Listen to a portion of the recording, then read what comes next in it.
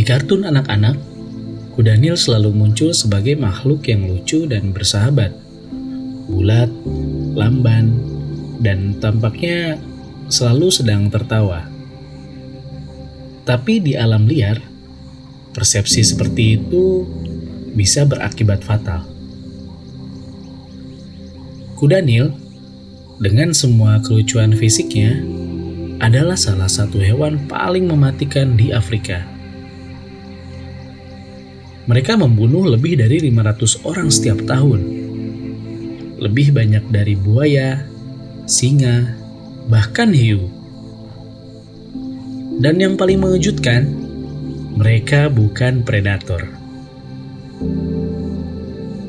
Mereka membunuh bukan karena lapar, tapi karena merasa dilanggar. Kuda Nil sangat teritorial. Sungai adalah wilayah kekuasaan mereka. Jika ada manusia atau hewan lain masuk tanpa izin, serangan bisa terjadi dengan tiba-tiba. Mereka bisa berlari 30 km per jam, lebih cepat dari manusia. Dan dengan bobot hingga 3 ton. Itu seperti ditabrak mobil kecil, tapi dengan gigi sepanjang pisau dapur. Tapi di balik itu, bukan hanya soal kekuatan, melainkan soal bagaimana kita menilai sesuatu hanya dari penampilan. Karena kuda Nil, dengan wajah bulat dan mata kecilnya, sering tidak dianggap serius. Dan justru, disitulah bahayanya. Mereka adalah ancaman yang diam, kekerasan yang tak terlihat, kekuatan yang tidak terduga. Di balik itu, tersembunyi salah satu makhluk paling disalahpahami di dunia.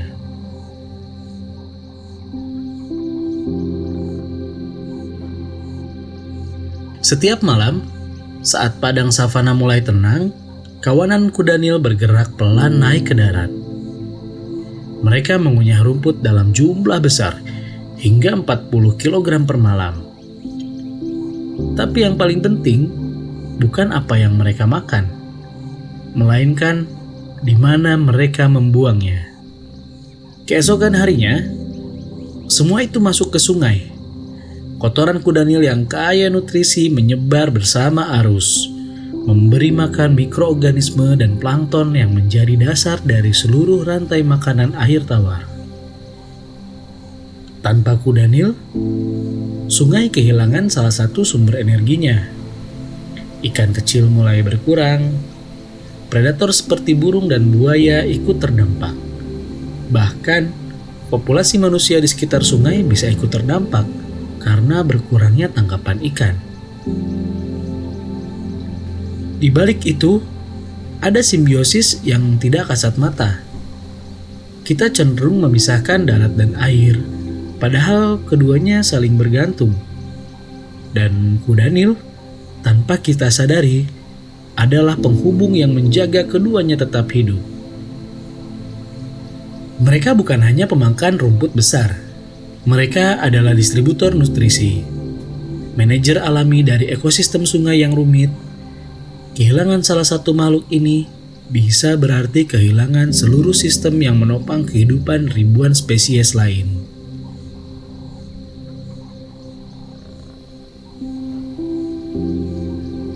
Kita tahu mereka kuat, kita tahu mereka bisa ganas, tapi di balik tubuh raksasa itu tersembunyi sistem sosial yang mengejutkan. Kuda Nil hidup dalam struktur kawanan yang kompleks.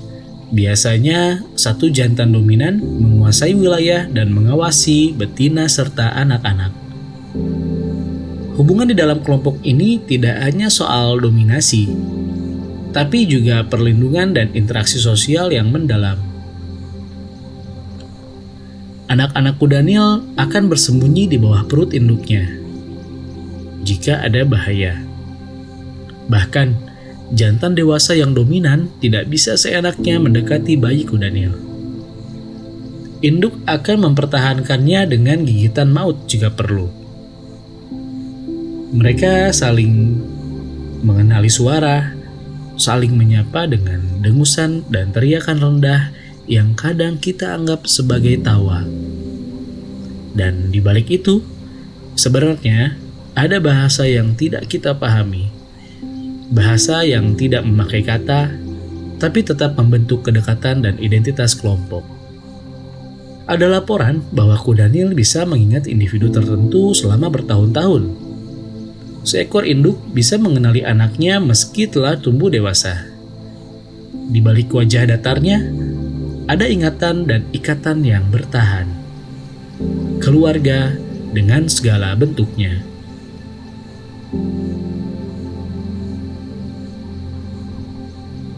Jika ilmuwan menemukan kuda Nil hari ini untuk pertama kalinya, mereka mungkin mengira ini makhluk dari planet lain. Tubuh mereka penuh keanehan. Alih-alih berkeringat, kulit mereka mengeluarkan cairan kental merah muda yang menyerupai darah. Tapi cairan ini bukan luka. Ini adalah tabir surya biologis dan antibiotik alami. Melindungi mereka dari sinar UV dan infeksi di lingkungan tropis yang ekstrim. Lalu, kuda Nil tidak bisa berenang seperti yang kita bayangkan. Mereka tidak mengapung atau mengayuh dengan indah. Sebaliknya, mereka berjalan di dasar sungai, menjejak lumpur seperti hantu air. Dan meskipun hidup di air, mereka tidak diam. Mereka berbicara dengan suara yang tidak bisa kita dengar, infrasonik. Getaran yang menjalar melalui air dan bisa ditangkap oleh kuda Nil lain, bahkan dari jarak jauh. Di balik itu, tubuh mereka tidak hanya unik, tapi juga efektif, efisien, dirancang untuk hidup di dua dunia, darat dan air, tanpa perlu menjadi spesies salah satunya. Mereka adalah bentuk kehidupan yang tidak minta dikagumi, tapi layak untuk dimengerti.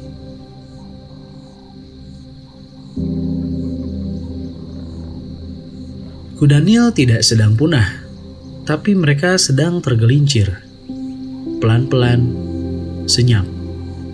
Saat sungai mengering karena perubahan iklim, mereka keluar dari air dan mendekati ladang manusia. Dan seperti biasa, konflik pun terjadi.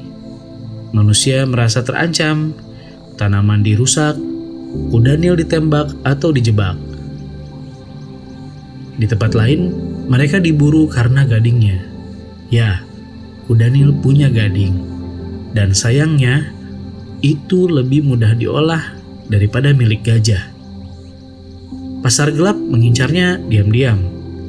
Semua ini terjadi perlahan. Populasi mereka turun, sungai kehilangan nutrisi, padang menjadi sepi, dan kita sering tak menyadarinya. Karena kuda Nil tidak pernah viral, tidak pernah jadi simbol konservasi, mereka bekerja dalam diam. Tapi di balik itu, kita akan merasakan kehilangan mereka. Ekosistem akan berubah, sungai akan sekarat, kita akan mencari penyebabnya, dan baru sadar bahwa yang hilang adalah makhluk besar yang dulu kita anggap remeh.